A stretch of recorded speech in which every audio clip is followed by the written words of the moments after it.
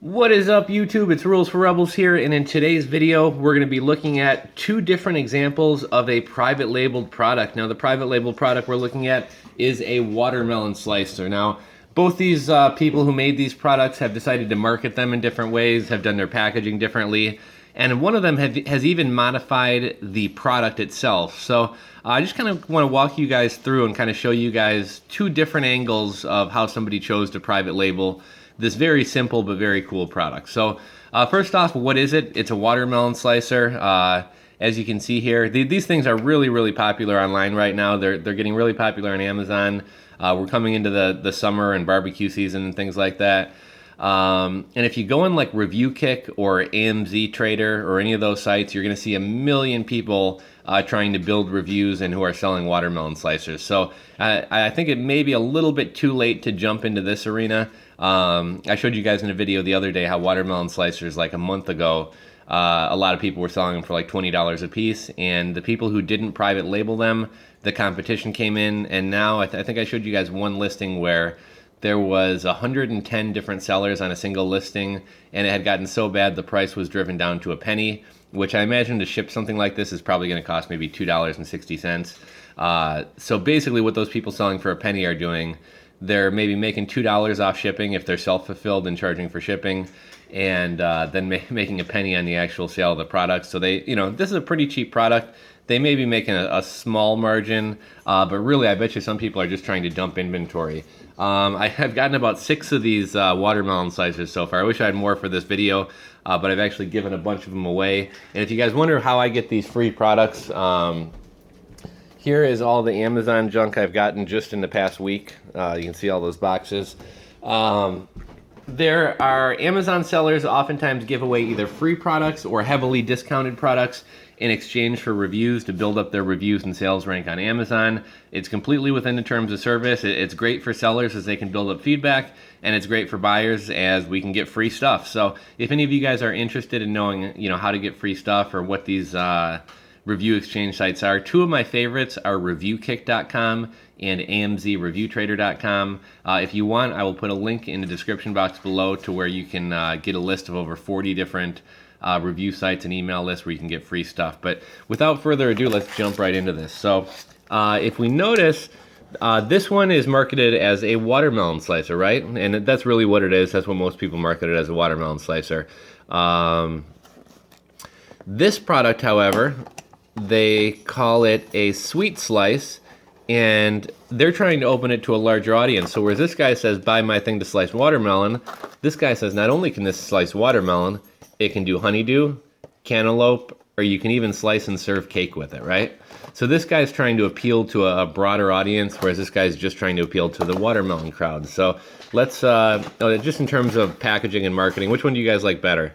I don't necessarily think one is better than the other. This one's kind of nice in that it shows you what the actual product's going to look like inside the box. But I mean, really, this isn't on a store shelf. This is being sold on Amazon, so everybody can see pictures otherwise.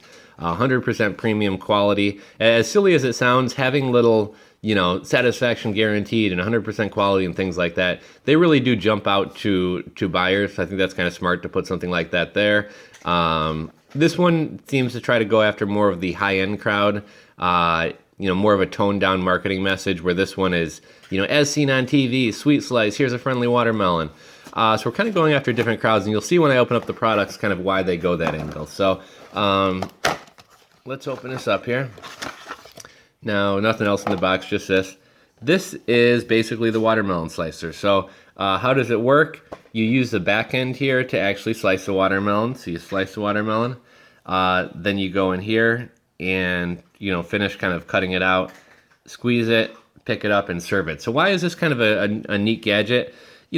Anybody who's cut up watermelon for a barbecue knows it's a pain in the butt. You're cutting it up on your counter. You got water running everywhere. When the watermelon sits in a bowl, it winds up getting watery. So here's a way to leave the watermelon whole. You don't got to cut it up, and your guests can just slice it and serve it themselves. Now, as you can see, this guy chose to go with a rubber handle. I've seen some of them where there's no handle and it's just all metal. And the other one we're going to look at here in a second is a wood handle. Overall impressions, quality and stuff, seems decent enough to me. I'm not going to make a huge deal about this, but just in terms of quality, like I don't know if you guys, if the camera's going to pick this up well. So you can see, like, this is basically just dipped into like a rubber mold, but I don't know if you guys can see that. I mean, we got a loose piece of plastic there.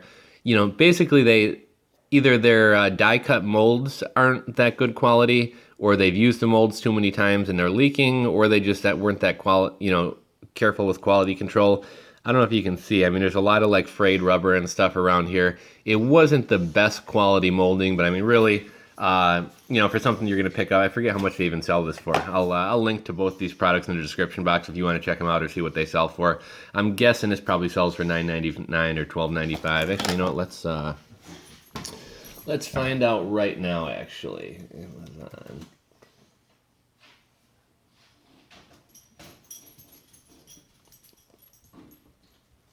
Sweet slice watermelon slicer. Okay, so this sweet slice watermelon slicer sells for $14.95. So you know what? If it were me making this product, I probably would complain to the manufacturer about the quality of the molds for the next go round. But you know, overall, I think the packaging is done well. I think this is done well. Now let's open this one. And I think that's just cardboard. Okay. So these guys, this is kind of smart. It's always good to include marketing materials in your items.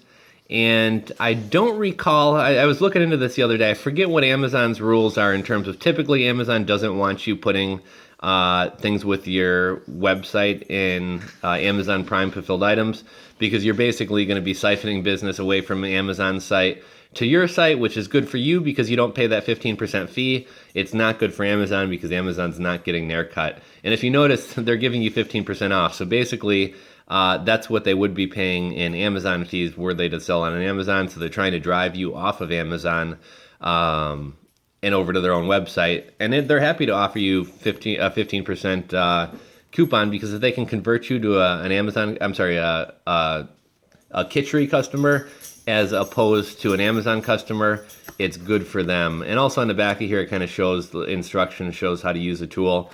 Stuff like this is really good, guys. Like, I can get a business card designed and get like anywhere from 2,500 to 5,000 of them printed.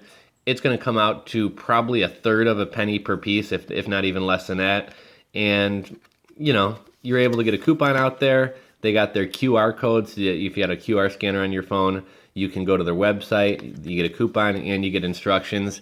It may seem stupid, but something like this adds some perceived value to where this person can probably get a couple extra dollars out of the product simply by putting a third of a penny business card in there.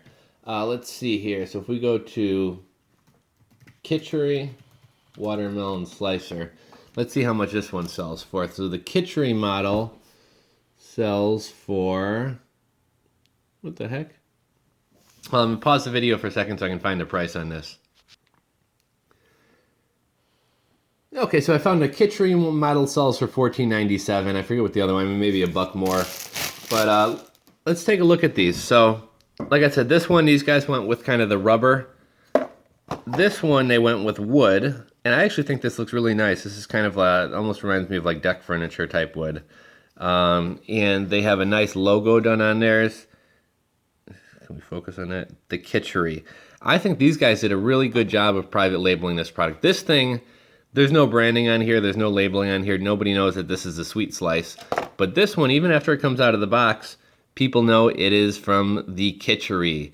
Craft your kitchen. And it seems quality made, quality put together. I don't think these wood things are going to be falling off. If we look at both ends of these, this one maybe looks like it's more of a polished steel on the brown one here. We have a little bit of a different set of serrations there. And really, I mean, this is the same product at the end of the day, but both these guys have chosen to kind of craft it and market it differently. This one is kind of the more high-end one. This is more of the kind of fun summer barbecue one. For you guys out there, which one of these would you buy if assuming you were in the market for a watermelon slicer? And assuming that these were the same price, which one would you guys go for? Does this friendly smiling watermelon draw you in? Or does this kind of more sophisticated, fancier looking one with a wooden handle draw you in? I'm not saying that one is better or worse than the others. It's just a different method of marketing them. I do think it was kind of smart how this guy chose to also mention other things that you could use this product to cut. I also like how this guy did the wood into branding. But kind of the point of this whole video is you guys are able to customize products like this. Like, to create a new product from scratch is pretty difficult. You need like a CAD designer, or sometimes your manufacturer might work with you, but it's a lot of work crafting your own product. What's a lot easier, however, well, then the next thing we have is private labeling. Private labeling would simply be, if somebody is selling this exact watermelon slicer, I'm going to say, okay, I'm going to put my name on it, call it a day, and I'm going to go sell it on Amazon. What some people will do, and I don't necessarily know if that's what this guy did, but there's a guy on Alibaba selling these watermelon slicers, right? So what I, as a seller, might do, I might go to this guy who's selling these watermelon slicers and say, hey, look, I really like this watermelon slicer.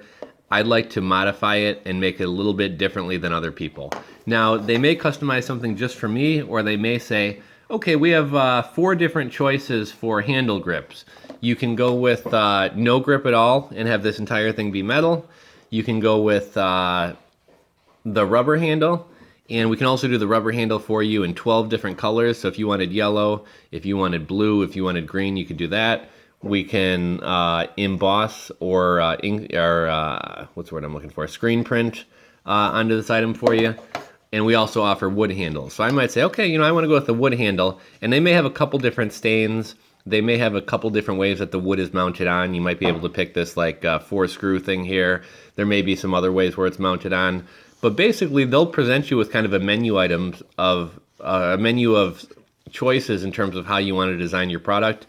And then you say, okay, I want to go with, I prefer these serrations over these serrations. I like how this looks, having these kind of, I don't even know what you want to call that, if that's just decor to help it cut easier. So they can basically choose what they want for their product. And then when it comes to packaging, this video isn't really about product packaging, but in terms of packaging, very similar boxes here, just in terms of the type of box. This is a little bit heavier duty, higher quality. Typically when you're selecting packaging, you'll be able to select the thickness of the cardstock or the cardboard or the materials. This one serves its purpose. It's plenty good. This one's a little bit heavier duty. You're probably going to pay a few cents extra for this one here. So do you want to give people the feeling of quality and try to sell a luxury item? Or, this one's perfectly fine. It's nice. And this guy's cutting a little bit of cost on packaging. In terms of the packaging, the Alibaba supplier would typically provide you a template. You would then take the template, and the template would have like what the front's going to look like, what the back's going to look like, what the side's going to look like, if there's a top or bottom, what the top or bottom's going to look like. Typically, the more sides you want stuff printed on, the more the cost is going to be. So I would probably just go with front and back. I probably wouldn't even print anything on the side, unless you plan on going retail, in which case, if this were sitting on a shelf, I would like people to know that this is a watermelon slicer and not just a brown box. But yeah, your Alibaba supplier should be able to supply you with a template for one of these boxes or whatever packaging you're going to be doing. You can bring it over to a designer on Fiverr. You can hire a guy on Craigslist, Elance, Upwork, anything like that. Give them kind of a rough idea of photos you want used in your design. Give them your logo. If there's any writing you want on here, such as slice, lift, enjoy, or anything like that, you come up with that. Your designer will make the packaging design. You'll send it over to your supplier in China. They'll send you either a mock-up to approve, or if you really want to see exactly what it's going to look like, you can have them send you a sample of the packaging. Check it out, and if it's good to go, you have them get your product in production, package it in the boxes, and send it off. The nice thing about boxes like this is when you go to Amazon, you're not going to have to polybag these. You can literally take your ASIN stickers, slap them right on here, throw these in a box, and send them off to Amazon FBA. So, like I said, guys, today I've been getting a ton of these free products. I got more watermelon slices than I know what to do with. I think every barbecue I go to this summer, I'm going to wind up bringing over a watermelon slicer for the host to keep. And again, if you guys want to know where to get these free products or where you can give away free products, check the description box below. And I got a list of over 40 different review exchange sites and email lists. But yeah, basically, guys, I just wanted to talk about private label products, and I wanted to show you guys how 2 different people have chosen to go about creating private label products. So hopefully that helps you guys out. If you guys have any questions, leave them in the comment section below. If you're not subscribed, just below here, the bottom left, click that subscribe button to subscribe to the channel. And stay tuned, guys. I got a lot of great videos coming out over the course of the next week or two here. So thanks for watching. We'll talk to you next time.